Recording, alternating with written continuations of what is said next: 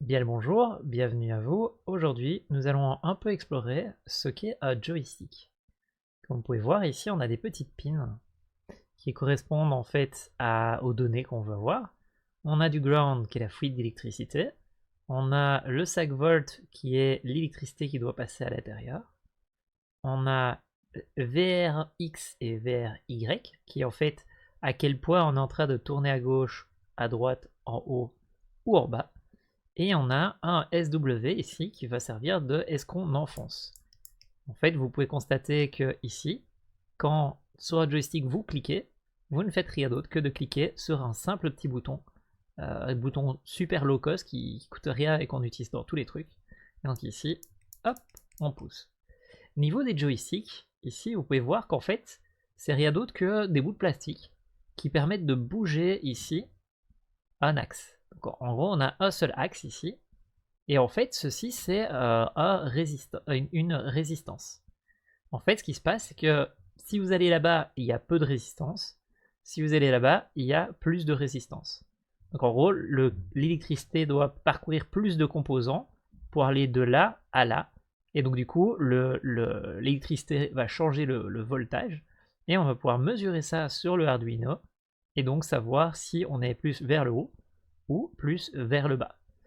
Ça, c'est ce qu'on appelle un potentiomètre. C'est en fait, c'est ceci.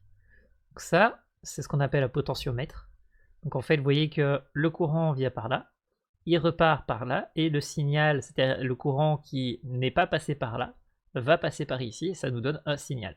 Donc ici, si on tourne là-bas, la résistance va aller de ici à là-bas, donc plus on va par là, plus il y a de résistance, plus le courant va partir par ici. Et donc on va pouvoir gérer le flux de courant qui passe dans le petit câble bleu ici, en tournant comme ceci. Et donc en fait, quand vous avez votre joystick ici, là-bas, ça c'est exactement la même chose. Sauf que c'est un plus petit format ici. Vous voyez qu'on a d'une part le courant qui vient là, qui sort là, et le signal ici au milieu des deux. On a ça à gauche, et on a ça ici à droite. Donc finalement, un joystick, c'est rien d'autre que deux potentiomètres mis comme ceci. Voyez, donc il y en a un qui lit en bas et un qui lit l'autre.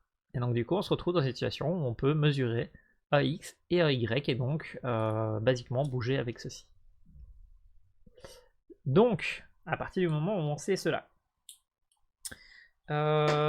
du coup comment on fait pour lire ça? On a nos 5 pins, donc il va nous falloir des câbles.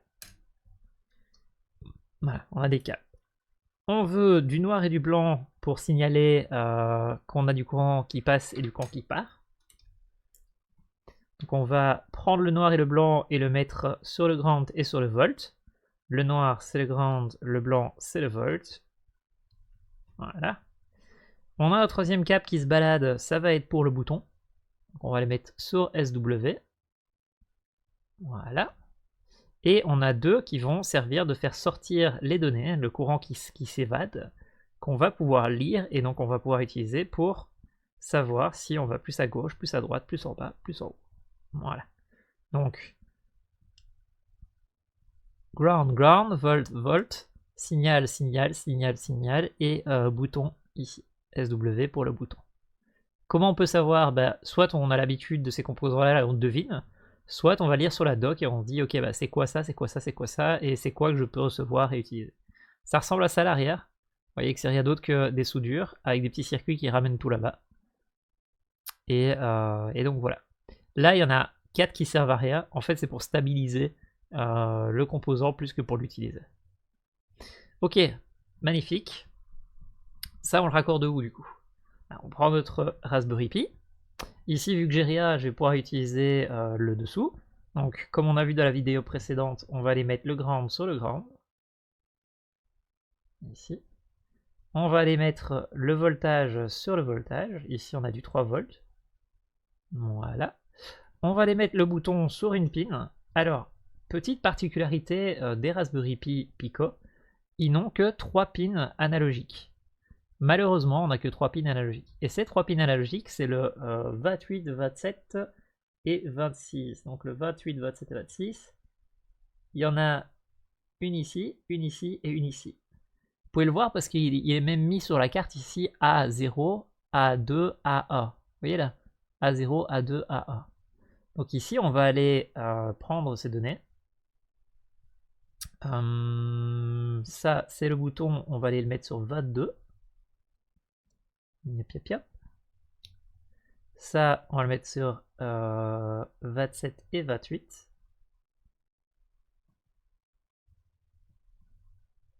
On va pousser tout ça. Alors, je pourrais utiliser le VAT8 ici, donc celui qui se trouve ici. Sauf que celui qui se trouve ici, là, le A0, le A2, pardon, le problème c'est que je vais devoir l'utiliser pour un autre appareil et que le tuto est trop complexe pour m'amuser à mettre plein d'appareils dans tous les sens. Donc déjà, ici, on va se contenter de ça. Donc ici, on a hop, 22. Est-ce qu'on le voit? 22. En fait, j'ai focus pour qu'on ait plus facilement une lisibilité là, mais c'est mieux quand c'est ici parce que du coup, vous pouvez arriver à lire. On va aller changer la visibilité pour que vous puissiez arriver à lire. Propriété, configuration de la caméra, caméra contrôle. Hop.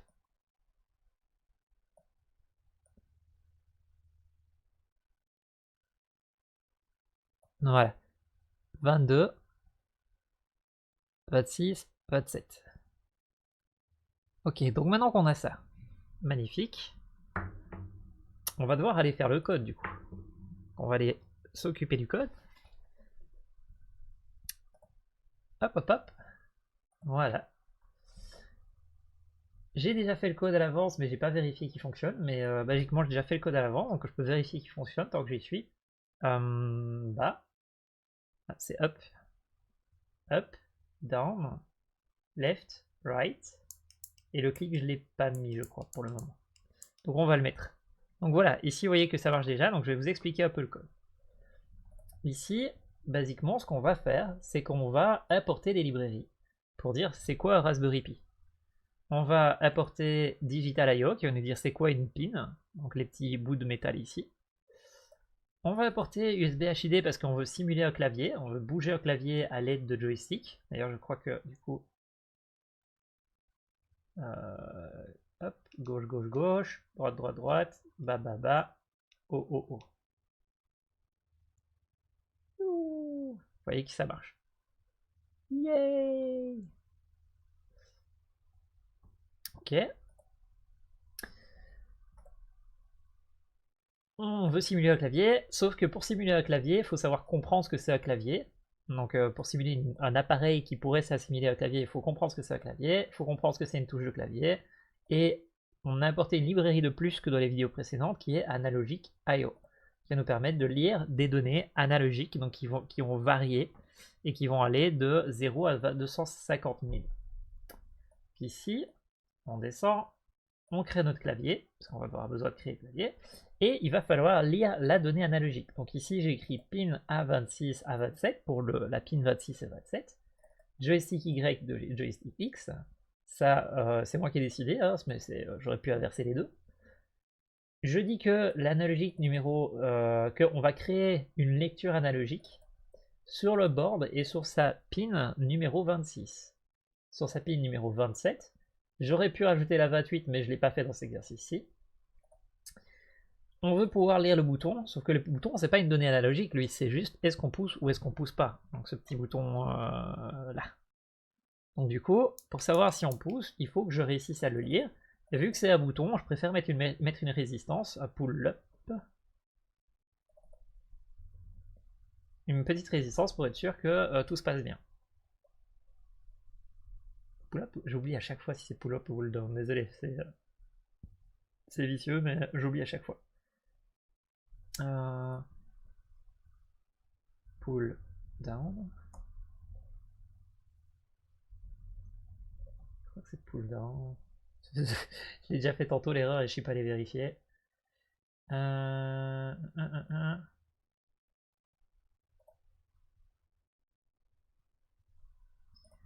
chat GPT.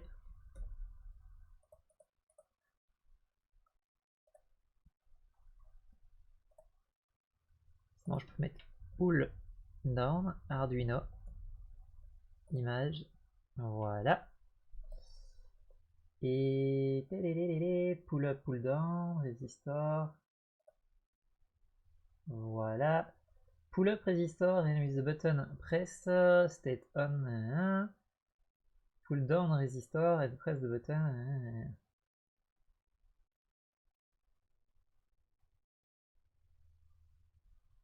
Press up si le bouton non poussé donne vrai.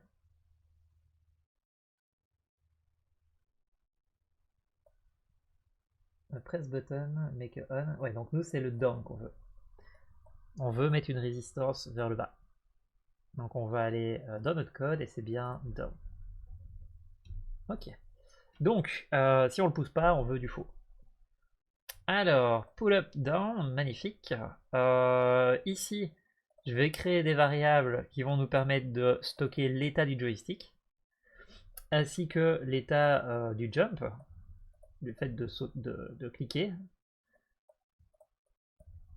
J'aurais dû l'appeler button, pas jump, mais bon, trop tard. Le jump, on va stocker l'état précédent de ces boutons. Comme ça, on va pouvoir garder le track de ce qui se passe. Et ici, on va aller lire les données. Donc on rentre dans une boucle infinie, while true, où on va pouvoir aller vérifier en permanence l'état de notre petit joystick. On va dire que ballprint joystick égale false. Ça c'est si je veux afficher des données sur le joystick. Mais je ne l'ai pas utilisé finalement dans celui-ci, donc je peux le virer. Mais en même temps, ça me permettrait de vous afficher les données, donc on va le garder. D'ailleurs, du coup, je vais aller le rechercher dans le code que j'avais fait il y a quelques jours d'ici. Next, next, next, next. Voilà. Copier.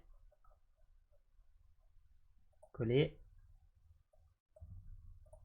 Ici, on dit si on veut afficher les données du joystick pour voir un peu à quoi ça ressemble, on peut les afficher là-bas. Alors du coup, on n'a pas le droit, on n'a que le gauche. Voilà.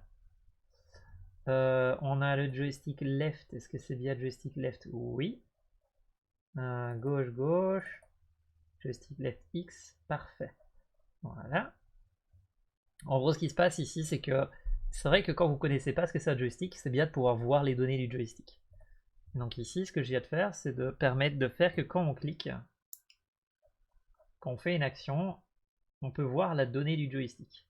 Vous voyez que ici, si je vais tout au-dessus, il me dit gauche a représenté ceci. Donc gauche c'est Y égale à 0 et X est égal à on ne sait pas trop. Si je le remets ici à droite, voilà, X il est à... Ah non, c'est la perte. Ici, attends, nanana. Y est dans les 65 000, Y est dans les 6500, X il est dans les 6500, il est dans les 60 000. Vous voyez que ça, ce que vous voyez là, désolé, ce que vous voyez là, en fait c'est la résistance du joystick. Enfin c'est pas la résistance, c'est le voltage qui est présent sur le pin. Je suis pas électricien, donc il y a plein de mots, je vais me tromper, je suis vraiment désolé. Mais basiquement ici, on va pouvoir savoir à quel point le joystick est vers la gauche ou vers la droite. Donc en fait, vous voyez qu'il est à 6700, c'est-à-dire qu'il n'est pas à 0 hein, quand il est à droite. Il est vers les 0, mais il n'est pas à 0. Surtout que je l'ai triggeré au moment où il est passé. Donc du coup, on n'a pas totalement 0. Et on va de 0 à 65 000. Donc ce qui se passe ici, c'est que, vous voyez, au niveau du code, on va dire, tu prends le petit câble qui est là-bas, et tu me dis c'est quoi sa valeur actuelle. Et on reçoit en fait une donnée qui va de 0 à 65 535, qui représente 2 bits. Donc des bits, c'est ceci. C'est 1, 1, 1, 1, 1, 1, 1, 1. Ça c'est 1 bit. 1, 1, 1, 1, byte, pardon. Voilà. Donc, ça c'est un bit, ça c'est un byte, et ça c'est 2 bytes. Et en fait, un byte va de 0 à 255, et 2 bytes ça va de 0 à 65 535, ceci. Et donc en fait, ce qui se passe ici, c'est que lui me donne des données qui vont de 0 à 65 535. Sauf que plus tard dans le projet, on va devoir envoyer ça sur le Bluetooth, et le Bluetooth il est lent, donc on ne peut pas se permettre d'envoyer trop de données. C'est beaucoup trop précis. Donc du coup, sur la donnée qui va être sur le câble USB, ou sur le Bluetooth, on va pas stocker ça comme ça, mais on va stocker ça comme ceci, qui fait de 0 à 255, et ici de 0 à 65 535. L'idée ici, c'est que on doit convertir du coup ça. Donc on va prendre notre donnée qui est 65 535, on va la diviser, comme ça on aura un pourcentage. Maintenant qu'on a notre pourcentage, on va le multiplier par 254, comme ça on va se retrouver de 0 à 254. Et ensuite, ce qui va se passer, c'est que vu que nous, ce qu'on veut, c'est de moins 1 à 1, on va retirer moins 127. Ce qui va nous donner en fait de moins 127 à max 127. Donc ici, en fait, je dis que je veux que ma donnée soit de moins 127 à 127. J'aurais pu essayer de mettre de moins 1 à 1. Le problème, c'est que après, il va falloir que je l'envoie sur le réseau, et sur le réseau, c'est plus facile d'envoyer de 0 à 255 sur le port USB. Port USB, c'est ceci. Ça, c'est un petit module Bluetooth, et ça, c'est une clé USB. Donc en gros, on peut envoyer des données ou par USB, ou par Bluetooth, ou par Wi-Fi ici sur la petite puce, si vous avez une petite puce Wi-Fi sur votre Arduino Pico. Ce qui veut dire que c'est pour ça qu'on est en train de faire ça de cette manière-là. Donc là, j'ai une donnée qui va de moins 127 à 127 ici. Tadam! Magnifique, hein? Alors, ici, cette donnée-là, elle sert à rien, parce qu'en fait, c'est si j'avais d'autres joysticks, j'aurais pu faire ceci. Sauf que le défaut du Raspberry Pi Pico, c'est qu'il a que 3 données analogiques. Donc, on ne peut pas mettre un deuxième joystick. C'est triste, mais on peut pas. On pourra mettre, si on veut, un joystick de type arcade à côté. Ça, on peut faire. Donc on va regarder ça dans une des vidéos suivantes. Donc, maintenant qu'on a fait ce magnifique joystick ici, c'est bien, on a la valeur, mais il faut pouvoir déclencher un événement. Déclencher une action quand on passe de l'autre côté, ou qu'on passe à droite, ou qu'on passe au-dessus, ou qu'on passe en dessous, parce qu'on va le convertir en un clavier. Donc ici, ce qu'on va faire, c'est on va dire, ben, si jamais je suis en dessous de moins 120, je suis à une valeur de vrai pour la gauche. Si je suis au-dessus de 100, je suis dans une valeur vraie à droite, et donc faux à gauche. Si je suis ni dans l'un ni dans l'autre, je suis faux pour les deux. Donc comme ça, on a les valeurs, est-ce que je suis à gauche, est-ce que je suis à droite, est-ce que je suis nulle part. On fait pareil pour le Y, est-ce que je suis au-dessus, est-ce que je suis en dessous, est-ce que je suis nulle part. Maintenant qu'on a ces données-là, on va pouvoir les comparer. Donc on va dire, ok, est-ce que avant, est-ce que je suis à gauche et que avant je l'étais pas? Si c'est le cas, c'est qu'il y a eu un changement. Donc s'il y a eu un changement entre ces deux valeurs, l'ancienne valeur devient la nouvelle valeur, et on check la nouvelle valeur pour savoir si on doit soit enfoncer, soit relâcher. Et donc ici, on affiche le fait que le joystick vient de changer d'état, et on demande au clavier de simuler une touche de clavier, left arrow à gauche, ou de le relâcher. Donc là, on vient de faire la gauche, il faut faire la droite. Donc on fait pareil. Est-ce que la valeur droite a changé depuis la dernière fois? Si oui, on actualise la valeur. Et ensuite, on dit, bah, maintenant qu'on sait qu'il y a eu un changement, qu'est-ce qu'on doit appliquer? Presser ou relâcher. Et donc, à chaque fois que je finis ça, je dis que je veux bien afficher plus tard l'information de quand je suis passé dedans. Comme ça, on va pouvoir débugger cette partie-là. On fait ça du coup aussi pour le Y avec up, on fait ça pour le Y avec down, et on se retrouve du coup avec un joystick. Maintenant, il nous reste la valeur jump, qui est la numéro 22 qu'on a branché, le fait de cliquer ici. Et donc du coup, on dit bah la valeur actuelle de jump,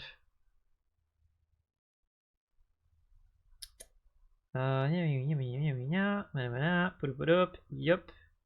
Lap. La valeur actuelle de jump, c'est celle-ci. On la compare avec la précédente. Ah, c'est pour ça qu'il ne s'est pas déclenché. On compare celle actuelle avec la précédente. Si elles sont différentes, on met la précédente à celle d'actuelle. Et puis on déclare ici de sauter ou pas. Et voilà, je sauvegarde ça. Voilà, si je saute, est-ce que ça le fait monter? Tourner à gauche, tourner à droite. Ça n'a pas l'air de sauter, hein.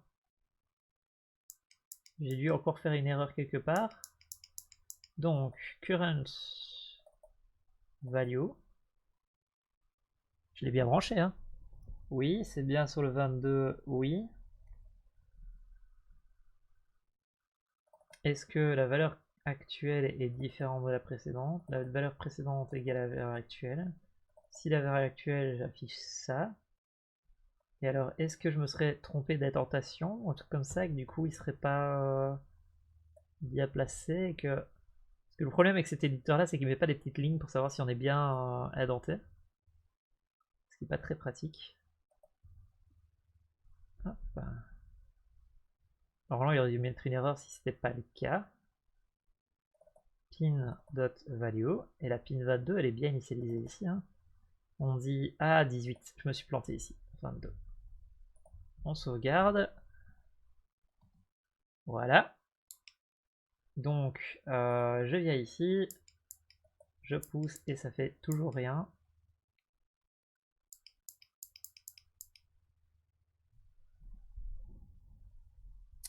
Pin 22, oui.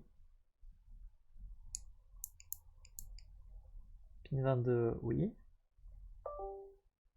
Ah merde, j'ai dû cliquer sur le mauvais bouton là. J'ai hâte de faire un faux contact et il y a mon appareil qui a redémarré. Hop hop hop.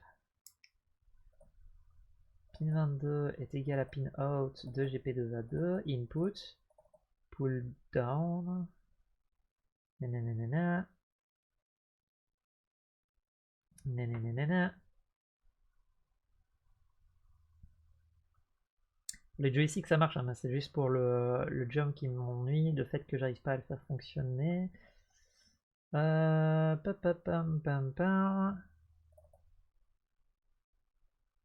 Ici je suis sûr que c'est space. Qu'est-ce que j'aurais fait de mal?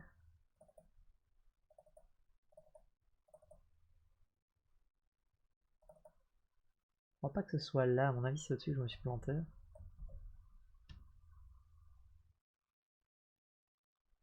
Si c'est pas ça, est-ce que ce serait le pull down et que je me serais planté et que c'est pull up?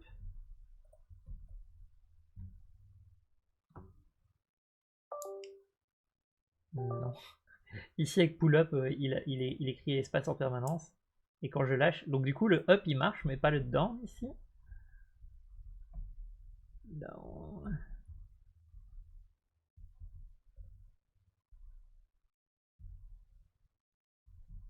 Peut-être que je me suis gouré sur l'orthographe de down.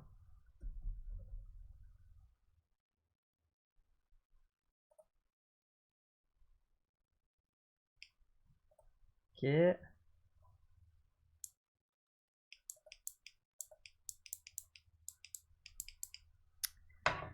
Hop, on va aller regarder comment on écrit pull down.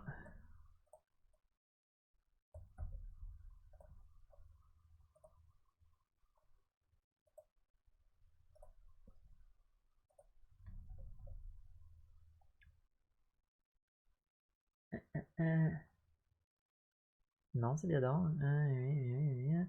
High low.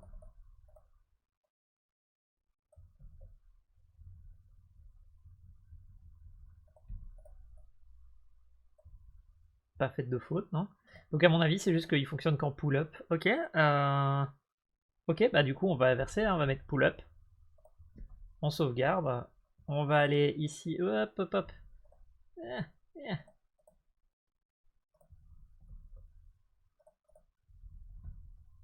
Non. Alors ça, c'est le danger de travailler avec keyboard. Hein. C'est que vous vous retrouvez souvent avec des situations débiles comme ça où vous êtes bloqué. Hop là. vous retrouvez dans une situation où il va pousser vers une touche, vers la finie, et vous pouvez plus accéder à votre clavier, à votre PC, et vous êtes vraiment dans une situation débile où vous pouvez rien faire. Donc ici ça va être pull-up, c'est juste que ici on va devoir aller inverser de ce côté-là, et dire que c'est l'inverse. Note. If joystick down, read. Ici, on va donner la valeur. Elle est où la valeur? Elle est où la valeur? Elle est là au-dessus. On va faire l'inverse de ça. Alors ça, c'est une valeur qui est entre 1 et 0, je crois.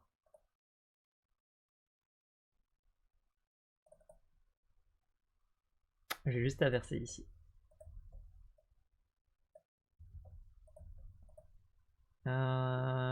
Si end, si...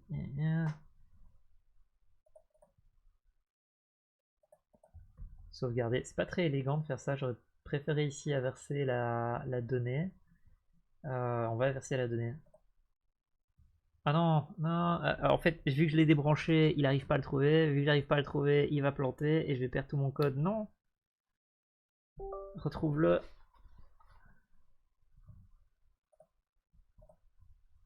Pas encore. Alors ça, c'est le gros défaut de ce site web. Quand il perd le contact avec votre Raspberry machin, il n'arrive plus à se reconnecter dessus. Et pour accéder au code, il faut qu'il ait fini. Mais du coup, vous ne pouvez pas récupérer votre code. Sauf que si vous rechargez la page, vous perdez votre code. Aïe aïe aïe. Vu que la dernière fois, je l'ai poussé dessus, je peux aller le chercher ici. Edit. On va aller copier tout ça. On va recharger la page là du coup. Hein. Si tu veux que je te dise. En USB, cet appareil là. Oui. Oui, oui. On va mettre ceci comme ça. Ici, les dés, on va les virer. On va laisser ça en pull-up. On va revenir ici. Là, on avait inversé, mais j'aimerais bien plutôt inverser ceci. Je vais aller voir la donnée de Pinout manuel. Parce que j'aimerais savoir si c'est un vrai ou un faux, ou si c'est un 0 ou un 1. J'aurais pu écrire un print pour voir un peu la donnée, mais manuel. Digital IO, drive, value boolean. Donc c'est une valeur booléenne, a priori. Donc si c'est une valeur booléenne, ça veut dire que dans mon code, je peux juste faire note.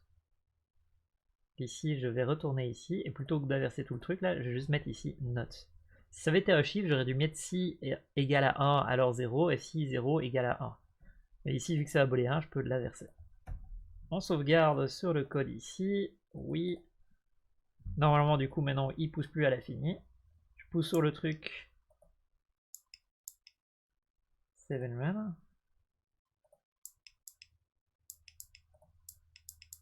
Voilà, magnifique. Donc si on va dans World of Warcraft, qu'on se connecte, je crois que c'est comme ça que je dois le tenir. Hop. Voilà. Oui. Alors vous voyez que vu que World of Warcraft c'est pas une donnée avec c'est pas un jeu fait pour console. Et donc en fait ici le gauche et droite ça va dépendre de l'utilisateur qui bouge comme ça. Donc l'idée ici c'est que si vous voulez une donnée qui est plus précise que ça, à ce moment-là il faut faire des petits à-coups. Le problème c'est que vu que j'ai mis le joystick loin, je me retrouve souvent à ne pas savoir gérer un à-coup. Parce que j'ai la résistance du joystick qu'on n'a pas dans un clavier. C'est pour ça que ma façon de me déplacer va être beaucoup plus mécanique que sur un clavier. Mais ça marche. Ce que je peux faire, c'est réduire l'axe ici pour faire qu'il parte plus facilement à gauche, plus facilement à droite. On pourrait faire ça. Donc comment est-ce qu'on va faire ça? On va retourner ici. Voilà. Ici, on va dire que ça, c'est la dead zone. Donc, dead zone, donc la zone morte où il n'y a pas d'input, elle est égale à 30. Donc maintenant, plutôt que de mettre 100 ici, je vais mettre que c'est la dead zone. Ce qui veut dire que ici, si je dépasse 30, ça veut dire vrai. Donc là, si je touche à peine au joystick, ça va aller à gauche et puis ça va aller à droite. Donc on va essayer. Je reviens ici, je bouge à peine à gauche, je bouge à peine à droite, je bouge à peine en haut, je bouge à peine en bas. Voilà. Donc ici, vous voyez que c'est déjà un petit peu mieux. Je peux déjà me déplacer un peu plus facilement. J'ai toujours la résistance dans le doigt de ce joystick parce que c'est une grosse...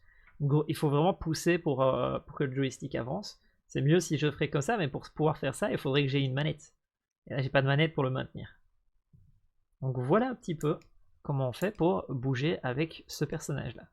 J'avais une autre chose à dire, mais j'ai oublié quoi.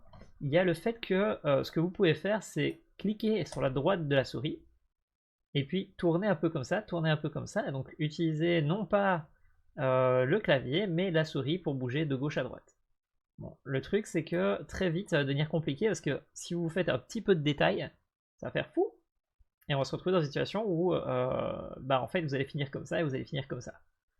Donc du coup on pourrait utiliser la souris, mais pas idéal. L'autre détail aussi, c'est que en fait, la raison pour laquelle les bots dans World of Warcraft, quand vous voyez les 40 bots qui bougent, là, le font de manière mécanique, c'est-à-dire comme ceci, c'est parce que Windows peut envoyer des fausses touches de clavier à un jeu vidéo ou à une application. Et ce qui se passe, c'est que les souris, ça par contre, ils ne peuvent pas envoyer des fausses touches, c'est seulement sur une application à la fois. Ce qui veut dire que si vous faites plusieurs comptes sur le même ordinateur, vous ne pourrez pas faire ceci avec du faux code. Il va falloir vraiment bouger une souris. Ce qui n'est pas plus mal, hein. Mais si vous faites qu'un seul joueur, vous pouvez utiliser la souris. Si vous voulez ne pas utiliser qu'un seul joueur, ben voilà, il faudra faire gaffe. Et donc, voilà, vous avez appris à utiliser un magnifique joystick. L'idée ici, c'est que, je vais vous montrer un truc quand même, parce que ça vaut la peine d'en parler. Ici, vous voyez que j'ai un joystick à gauche, un joystick à droite, d'accord? On a des câbles d'arcade qui partent jusque ici, et puis ici on a des câbles qui ont été coupés. En fait, ce qui se passe, et ça c'est quelque chose d'assez important, si jamais vous voulez mettre deux joysticks, il faut mettre une résistance ici au niveau du ground, parce que si le courant il peut faire ça et puis remonter par là et puis repartir par là, il va le faire. Donc il pourrait faire whop, whop, whop. Donc du coup, il pourrait revenir dans le contresens pour partir ailleurs. Et donc en fait, si vous mettez un joystick, il n'y a pas vraiment trop de problèmes. Mais si vous mettez deux joysticks, le courant peut se balader comme il veut et il faut rajouter ici des résistances sur les câbles qui vont vers le ground. Très très important. De toute façon, vous allez vite le voir, hein. Si vous en mettez deux, votre Raspberry Pi va s'éteindre parce qu'il y a un trop gros voltage qui va arriver dessus. Il va redémarrer et donc vous allez vite prendre peur, vous allez le débrancher et vous allez essayer de comprendre ce qui se passe et là vous allez comprendre ça. Mais donc du coup, voilà. Sachez que si vous faites deux joysticks, deux contrôleurs pour faire votre propre joystick, il faudra mettre des résistances ici, sinon vous allez avoir des problèmes. Et donc voilà. Quelque chose d'autre que je peux dire, c'est que il y a des composants que vous pouvez acheter. Donc ça, c'est les fameux joysticks que je viens de vous montrer. Ça, c'est à quoi ça ressemble à l'intérieur. Ça, c'est des gros joysticks qui coûtent très cher pour avoir des trucs de camion, des trucs d'avion et des trucs comme ça, que je n'achèterai donc pas, mais qui sont utilisables si vous voulez. Ça, c'est des petits joysticks de PlayStation. Ces types joysticks de PlayStation, si vous arrivez à les souder correctement, vous pouvez les utiliser. Vous voyez qu'ici on a le potentiomètre à gauche, le potentiomètre à droite, donc il y a des petits trucs comme ça que vous pouvez acheter. Ça c'est le bouton, ça c'est le schéma que je viens de vous montrer juste pour vous le montrer. Ça c'est un gros joystick, mais exactement la même idée. Vous voyez que les fameux trucs que je vous ai montrés ici, là, les gros joysticks, on les retrouve ici. Et alors, ce que je voulais vous montrer, c'était les joysticks d'avion, de drone. Un joystick drone. F6. IF6. Joystick. Je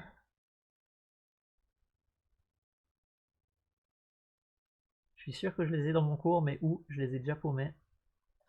Bon, les PSP joystick, ça ressemble à ça, hein, les trucs de la PlayStation, Vous pouvez en fait soit les enlever de votre PSP, soit vous pouvez les acheter en ligne. Il y a le X ici qui est le fameux axe, le Y, le ground et le volt. Je vous avoue que c'est extrêmement dur parce que si vous n'êtes pas habitué à souder, d'arriver à souder les câbles sur ça, c'est vraiment pas facile. Et donc du coup, pas idéal. Sinon, il vous faudrait des petits trucs qui viennent clipser dessus, mais encore une fois, il faut les avoir.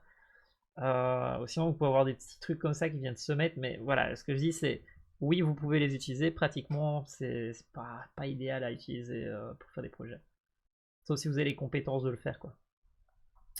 Moi, ce que je voulais vous montrer, c'était permettez, je vais montrer mon écran le temps d'aller chercher sur une discussion.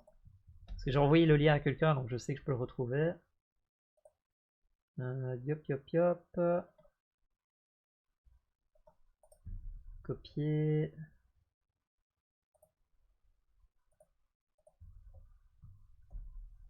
Voilà. Hop.